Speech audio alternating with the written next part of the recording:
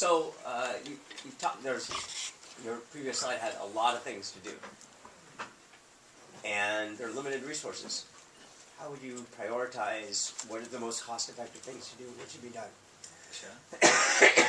Well, obviously, at some point in the next several years, all of these need to be attacked either by state or federal bills. But from our understanding, from looking at the research that experts have given, probably further research into statistical treatment of victims and to why people get into the business on both sides is the first place of attack that's not really being addressed in many bills. And in terms of interventions, as we talked to you earlier in the quarter, statistical control testing is one avenue that could be really, really useful to see, compared to each other, do these different treatment options, do these different intervention options affect victims in different ways. And of course, this means that there might inevitably be some group of people that don't necessarily receive any of these treatments, but given that there are finite resources, I mean, even right now, there are a very small amount of resources devoted to the problems we've identified, and there are clearly a lot more that could matter. Given that reality, it's important that whatever amount of money exists and is allocated for this kind of stuff is distributed in the most efficient way. And so statistical testing of all these different options would then cast some light on which things are relatively better at targeting the problem than others.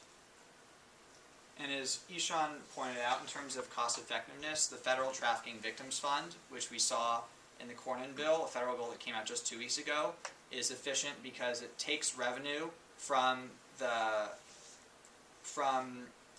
traffickers after they've been prosecuted, and it redirects that to help victims.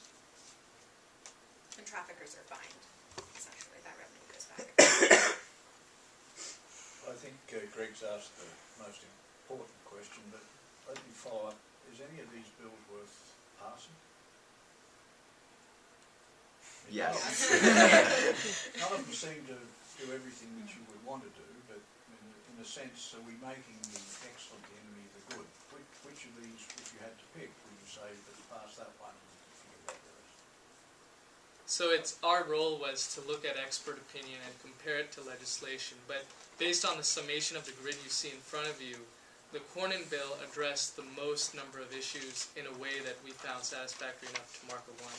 I think it had around 28. It had a higher number than the other federal bills, so if we were to choose one bill, that would probably be it.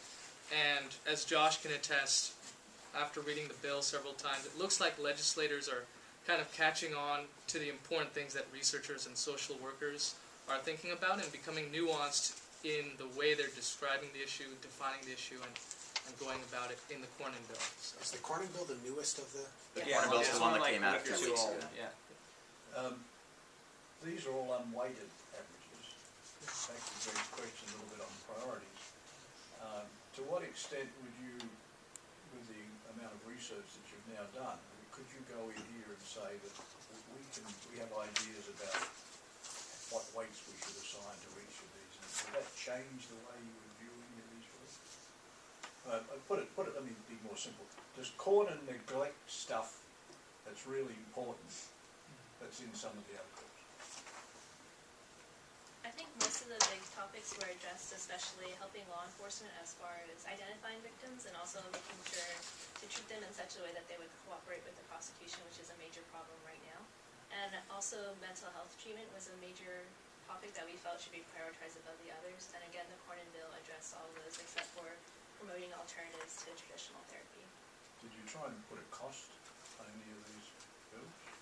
No, they didn't have any of that. And that was just one of the problems, that there's just a lack of research as far as how much it costs, how much attention should be devoted to particular things, or which ones are more important than others. Which incidentally ends up becoming an even bigger problem when you don't have coordination among all these groups involved in the process, because they just ask for money, you're not sure which things they're targeting, there's either overlap or there's inefficiencies, and then things don't get done. In the research that you all looked at, the expert research, did some of the researchers try to answer some of these questions in a way, this should be done first, or this is more important, dealing with first responders is more important than dealing with this or that? It usually depend on their specialization. So whatever they specialize in, they're like, this is the most important thing. They didn't consider other people's priorities. But we can see, like, which things are mentioned more often among the different groups in the research excerpts we saw, and things like coordination were echoed across the board from domestic international research to the other specific working groups, things like treatment. Basically the key issues that people have some awareness of right now, as in these things matter to combating trafficking, you see those pop up more often in what the recommendations were. But then you have things like technology and understanding technology the way it's used that we don't really know much about in the first place. And as a consequence, even though the technology people say this is very important, we have no idea what the impact is, but it's probably big, or at least it's unexplored, you don't see a lot of other people talk about that. And can you talk a little bit about how your client is expecting to use this information? Sure. So, this is the ideal scenario. So we have, in addition to... You'll be testifying. in front of Congress next week. Right, exactly. We have a report in addition to this presentation, and the report includes a comprehensive kind of written section. We also have the grid, and I believe we also have key takeaways at the very end for all the analysis that we did.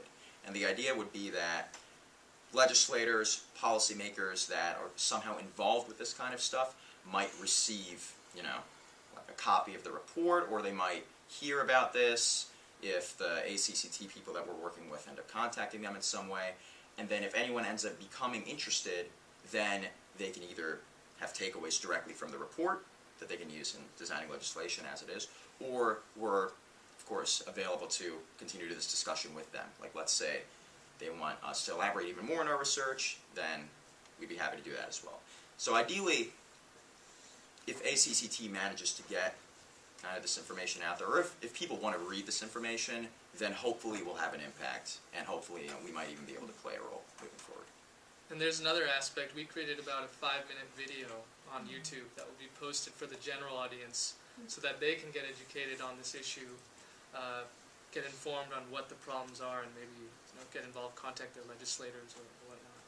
Do you have like a 2-page executive summary of your report so that somebody actually might read that as opposed to the whole report? That's at Yes. the end of the report. We're basically, at the beginning of every section, we wrote a 1-sentence takeaway that if you read it, you would kind of get the gist of that whole section. So at the end, we compiled all of those 1-sentence takeaways, so if a staffer wanted to read it over real quick and present it to their boss, they could.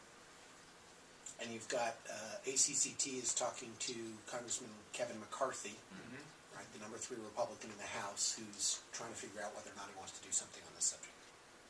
That's great. The idea is, as I understand it from the client, is basically you guys are providing information that they will use, if they like it, to then go brief folks on the Hill.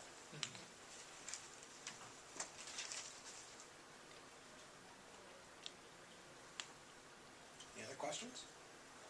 Yeah, please. Could you share a little bit about the experts you talked to?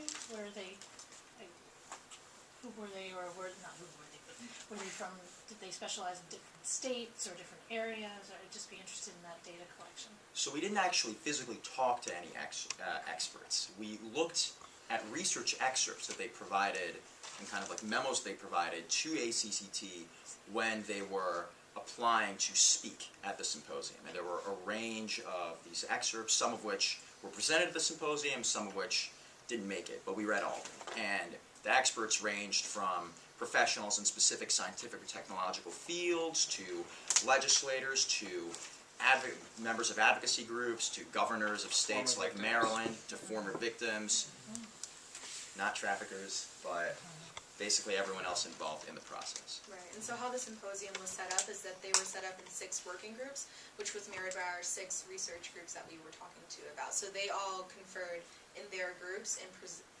produced memos in which we got a huge file of. And so we read through all of them, and that's how we compiled our research. And we also watched the symposium videos that are posted online as well. Did you do any research outside the symposium? No, and that was one of the limits of our research, is that it was basically just the symposium that ACCT put on. And they were asking us to kind of consolidate all of that information that they got at the symposium, which was quite a lot. The main idea being that this symposium happened, there was a huge amount of information put out there. There is some legislation out there, but it's limited and not a huge number of people know about it. both of those issues need to be raised in terms of people's awareness of them, so our job is combine the two in a way that is understandable and hopefully have it come to some policymaker that could use it. I just wanna say it was an outstanding presentation. Yeah. Great job. Thank you. Well, thanks so much. If you have any other questions, comments, suggestions, advice, whatever it is, feel free to email any of us or Keith, and we will be happy to. So are you presenting, are you presenting this to your client? We're presenting this to our clients Sometime at next some week. point next week. Yeah, client had a personal issue that forced it to be rescheduled. So my one suggestion would be not to have the girls and boys on one side or the other. It's just alphabetical, that's